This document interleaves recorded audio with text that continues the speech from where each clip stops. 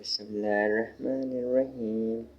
کہتے ہیں کہ ایک دن خواجہ نظام الدین اولیاء کے دربار میں ایک فقیر آیا۔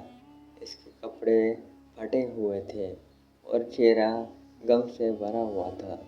اس نے عرض کیا، حضرت کئی دن سے بھوکا ہوں، کچھ مل جائے تو اللہ کا شکر ادا کروں۔ خواجہ نظام الدین اولیاء کے پاس اس وقت کچھ نہ تھا۔ آپ نے اپنی چادر اتاری اور فرمایا، یہ لے جا، اسے بیچ کر کھانا کھا لے، لیکن کبھی مایوس نہ ہونا، کیونکہ مومن کی بھوک بھی عبادت ہے۔ فقیر چادر لے کر گیا۔ راستے میں ایک امیر شخص ملا جس نے وہ چادر قیمتی داموں میں خرید لی۔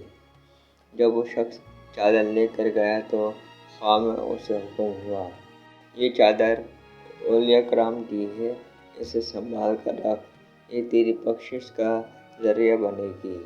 یہ سن کر وہ شخص صبح ہوتے ہی چادر واپس نظام الدین اولیاء کے دربار میں لے گیا اور قدموں میں رکھ دی۔ حضرت مسکرائے اور فرمایا، اللہ کے دوستوں کا دیا ہوا کبھی ضائع نہیں جاتا۔ چادر واپس آنے کے بعد خواجہ نظام الدین اولیاء خاموشی سے اسے دیکھتے رہے۔ دربار میں موجود مرید حیران تھے کہ حضرت کچھ بول کیوں نہیں رہے۔ تھوڑی دیر بعد آپ نے فرمایا، یہ صرف چادر نہیں بلکہ ایمان کی آزمائش تھی۔ پھر آپ نے فرمایا، اللہ جسے چاہتا ہے اس کے دل میں سچائی ڈال دیتا ہے۔ اور فقیر دراصل ایک بندہ تھا جس کی دعا قبول ہونے کا وقت آ چکا تھا۔ اتنے میں وہی فقیر واپس آیا۔ اس کے چہرے پر نور تھا، ہاتھ میں کچھ کھجوریں اور ایک چھوٹا سا تھیلا۔ حضرت نے پوچھا، کیا حال ہے؟